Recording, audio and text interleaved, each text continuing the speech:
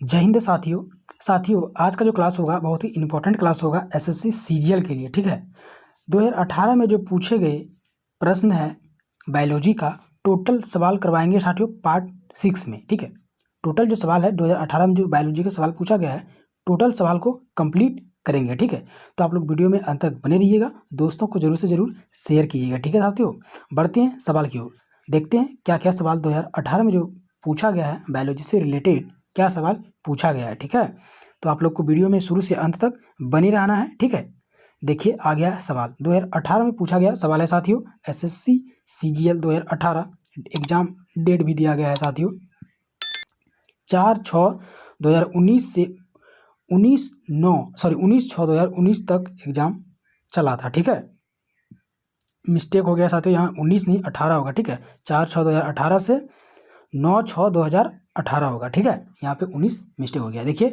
पहला जो सवाल दिया गया है बहुत ही इंपॉर्टेंट सवाल है साथियों, ध्यान से देखिएगा। सवाल में बोला गया है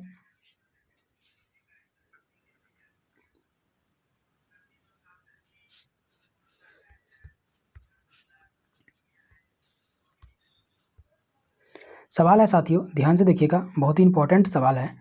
पूछा है सवाल में कि उस ग्रंथि का नाम बताइए जो अंतस्रावी ग्रंथियों के कार्य के नियंत्रित करती है। उस ग्रंथि का नाम बताइए जो अंतस्रावी ग्रंथियों के कार्य को नियंत्रित करता है। साथियों ऑप्शन भी दिया गया है, ए है अग्नाशय, बी है अधिवृक्क और सी है रीनल ग्रंथि और डी है पिट्यूटरी ग्लैंड। तो साथियों इसका जो करेक्ट आंसर डी नंबर हो जाएगा, पिट्यूटरी ग्रंथि, जो 2018 एसएससी सीजीएल का पूछा गया सवाल है। जितना भी सवाल होगा साथियों वो पूछा गया ही सवाल रहेगा। ठीक है, इसलिए वीडियो स्किप ना करना है, दोस्तों को जरूर से जरूर शेयर करना है। बढ़ते हैं आगे सवाल की ओर, देखिए नेक्स्ट सवाल है साथियों, इंपॉर्टेंट सवाल है। सवाल में बोला है कि डाइस प्राणी विज्ञान की वह शाखा है जिसमें उभयचरों का जो अध्ययन किया जाता है, उभयचर का अध्ययन किसमें किया जाता है ये बताना है। तो सरीसृप में उभयचर का सरीसृप जो होता है वह उभयचर का उसमें अध्ययन किया जाता है। डी नंबर मेरा करेक्ट आंसर हो जाएगा। आगे सवाल पे बढ़ते हैं। नेक्स्ट है कि डैश वह वैज्ञानिक अनुशासन है जिसमें पादप, पराग, बीजाणु और कुछ सूक्ष्म प्लवक जीवों के सजीव और जीवाश्म रूप का अध्ययन किया जाता है। तो किसमें किया जाता है साथियों, ऑप्शन में दिया है पैलियोबॉटनी, बी है डेंट्रोलॉजी और सी है पॉलियोनोलॉजी और डी है एंथोबॉटनी। तो साथियों इसका जो आंसर हो जाएगा सी नंबर होगा, पॉलिनोलॉजी में इसका अध्ययन किया जाता है। तो सी नंबर मेरा करेक्ट आंसर हो जाएगा। ठीक है, देखिए नेक्स्ट है साथियों, डैश को माइक्रोस्कोप के माध्यम से देखी जाने वाली कोशिका ऊतकों और अंगों की सूक्ष्म शरीर संरचना माइक्रो एंटोमी के अध्ययन का विज्ञान कहलाता है। क्या कहलाता है, तो बी नंबर हो जाएगा, ऊतक विज्ञान कहलाता है। बी मेरा करेक्ट आंसर हो जाएगा। नेक्स्ट है, सेब में निम्नलिखित में कौन सा एसिड पाया जाता है। सेब में जो एसिड पाया जाता है वह कौन पाया जाता है, तो मैलिक एसिड पाया जाता है, करेक्ट आंसर हो जाएगा। नेक्स्ट है साथियों, बेरिएट्रिक सर्जरी किसी व्यक्ति के डैश में परिवर्तन लाती जो है वह किस में लाता है, तो बी नंबर हो जाएगा, पाचन तंत्र में लाता है साथियों। बी मेरा करेक्ट आंसर हो जाएगा। ठीक है, आगे नेक्स्ट है, डैश की कमी से रिकेटस जो रोग होता है वह किसके कमी से होता है साथियों, तो रिकेटस जो रोग होता है साथियों मेरा वह हो जाएगा ए नंबर, विटामिन डी की कमी से, विटामिन डी की कमी से रिकेटस रोग होता है। ठीक है, आगे बढ़ते हैं नेक्स्ट क्वेश्चन की ओर। जितना भी सवाल रहेगा साथियों वो प्रैक्टिस सेट का ही रहेगा। ठीक है, इसलिए वीडियो स्किप नहीं करना है और दोस्तों को शेयर करना है। देखिए नेक्स्ट है, प्रकाश संश्लेषण के दौरान हरे पौधे सूर्य के प्रकाश से ऊर्जा का उपयोग कार्बन डाइऑक्साइड और पानी से संश्लेषित करने के लिए करते हैं। ठीक है, तो इसका ऑप्शन है ए है ग्लूकोज, बी है फ्रुक्टोज और सी है सुक्रोज और डी है ग्लैक्टोज। इसका करेक्ट आंसर होगा साथियों ए नंबर, ग्लूकोज। ए मेरा करेक्ट आंसर हो जाएगा। ठीक है, आगे नेक्स्ट है, निम्नलिखित में से कौन सा विल्सन रोग लक्षण नहीं है, विल्सन रोग का लक्षण नहीं है, तो रतौंधी। बी नंबर मेरा करेक्ट आंसर हो जाएगा। आगे नेक्स्ट है, निम्नलिखित में से कौन सी गैसें रक्त में ऑक्सीजन ले जाने की क्षमता को कम करती है, तो कम जो करता है वो कार्बन मोनोऑक्साइड करता है साथियों। बी नंबर मेरा करेक्ट आंसर हो जाएगा। नेक्स्ट है पक्षियों द्वारा परागण की प्रक्रिया को क्या कहते हैं? तो पक्षियों द्वारा परागण की प्रक्रिया को साथियों कहते हैं B number ornithophily. B number मेरा करेक्ट आंसर हो जाएगा। नेक्स्ट है मार्बल कैंसर क्या है? मार्बल कैंसर जो है साथियों वह है मेरा बी नंबर अम्लीय वर्षा के कारण मार्बल का क्षरण होता है। ठीक है, तो बी मेरा करेक्ट आंसर हो जाएगा। नेक्स्ट है न्यूरॉन सिद्धांत के लिए 1906 में नोबेल पुरस्कार किसने जीता था साथियों? तो सेटियांगो रेमन वाई केजल ने जीता था। सी नंबर मेरा करेक्ट आंसर हो जाएगा। नेक्स्ट है डैश को उनकी एक्स रे खोज के लिए 1901 में भौतिकी में पहला नोबेल पुरस्कार जो मिला था वो किसको मिला था भौतिकी में? तो विल्हेम रेंटजेन को मिला था। किसको मिला था साथियों? तो विल्हेम रेंटजेन को मिला था। बी नंबर मेरा करेक्ट आंसर हो जाएगा। ठीक है, आगे सवाल पे बढ़ते हैं। देखिए नेक्स्ट है किस पोषक तत्व की कमी से रतौंधी जो रोग होता है वो किस पोषक तत्व की कमी से होता है साथियों? तो आंसर सी हो जाएगा, विटामिन ए करेक्ट हो जाएगा। आगे सवाल पे बढ़ते हैं। देखिए नेक्स्ट कि स्कॉर्बिक एसिड लोकप्रिय नाम क्या है? स्कॉर्बिक एसिड का जो लोकप्रिय नाम है वह क्या है? तो ए मेरा करेक्ट आंसर हो जाएगा, विटामिन सी। ठीक है, आगे सवाल पे बढ़ते हैं। देखिए बहुत ही इंपॉर्टेंट सवाल रहेगा साथियों। जितना भी सवाल देख रहे हैं वो एमसीक्यू सवाल रहेगा, एसएससी सीजीएल का पूछा गया सवाल। जैसे इसका प्रैक्टिस खत्म होगा साथियों एसएससी सीएचएसएल और एमटीएस का भी कंप्लीट कर दूंगा। ठीक है, इसलिए टेंशन नहीं लेना है, वीडियो अंत तक देखना है, शुरू से अंत तक दोस्तों को भी शेयर करना है। ठीक है, देखिए नेक्स्ट है सवाल कि निम्नलिखित में से कौन सा एक अल्प विकसित अंग है? अल्प विकसित जो अंग है साथियों वह कौन है? तो इसका बी नंबर मेरा जो होगा वो करेक्ट आंसर हो जाएगा। अपेंडिक्स जो है वो अल्प विकसित अंग है। बी नंबर मेरा करेक्ट आंसर हो जाएगा। आगे है एक वयस्क मानव के पास कितने कैनाइन दांत होते हैं? कैनाइन दांत जो होते हैं साथियों एक मानव के पास वह होता है 4। डी नंबर मेरा करेक्ट आंसर हो जाएगा। ठीक है, नेक्स्ट है किस वैज्ञानिक ने पेंसिलिन की खोज किया था? पेंसिलिन का जो खोज किया था साथियों उस वैज्ञानिक का नाम था अलेक्जेंडर फ्लेमिंग। साथियों यह बहुत इंपॉर्टेंट सवाल है, कई बार सेट में पूछा गया। ठीक है, आगे सवाल को देखते हैं साथियों।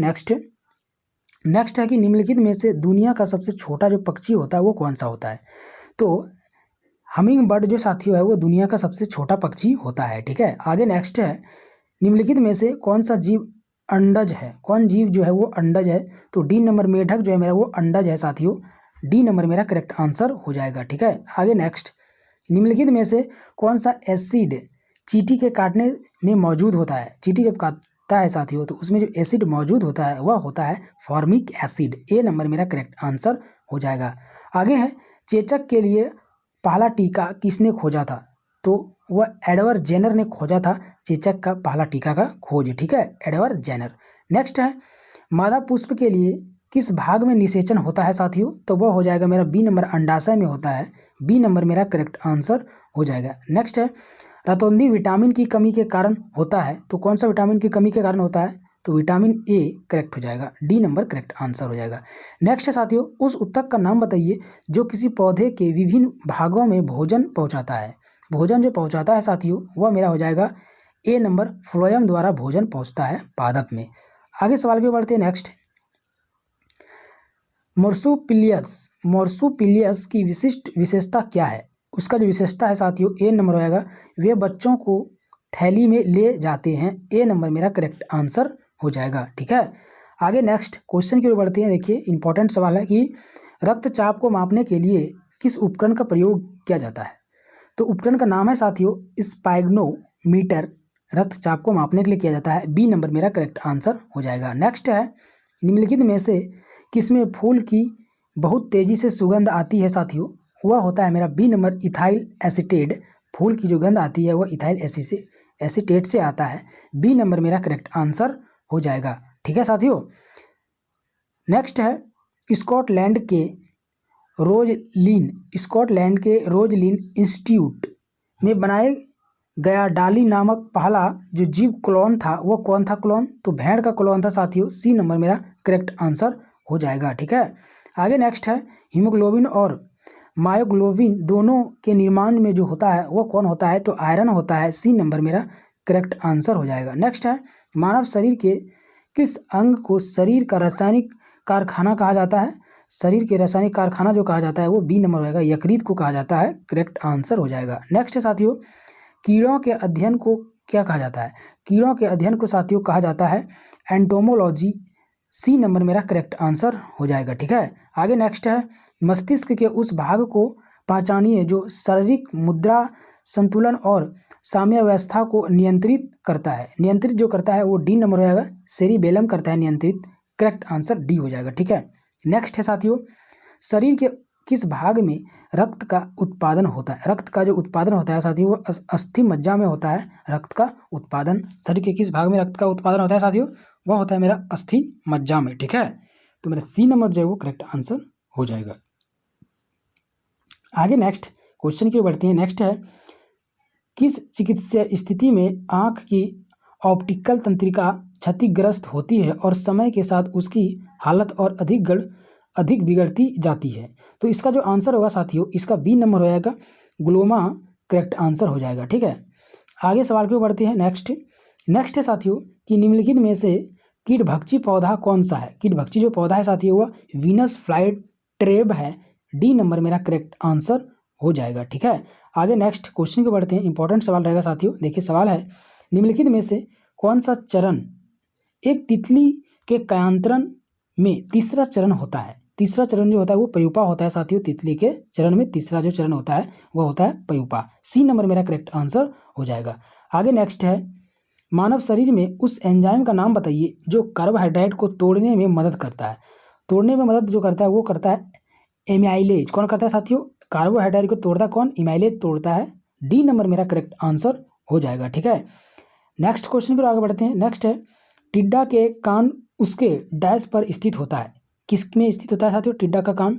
वह होता है पैरों पर, सी नंबर मेरा करेक्ट आंसर हो जाएगा। ठीक है, नेक्स्ट है, डीएनए कोशिका के लिए प्रमुख रूप से संग्रहित होता है। कौन होता है? तो नाभिक होता है, डी नंबर मेरा करेक्ट आंसर हो जाएगा। ठीक है, तो साथियों ये 2018 का टोटल जो सवाल था पूछा गया वह मेरा था टोटल 41 सवाल था जो टोटल कंप्लीट हो गया। ठीक है, आपने वीडियो अंत तक देखा, थैंक्स। और कल फिर मिलेंगे, तो कल जो मिलेंगे 2019 प्रैक्टिस सेट को लेकर मिलेंगे। ठीक है, तो तब तक के लिए जय हिंद, जय भारत।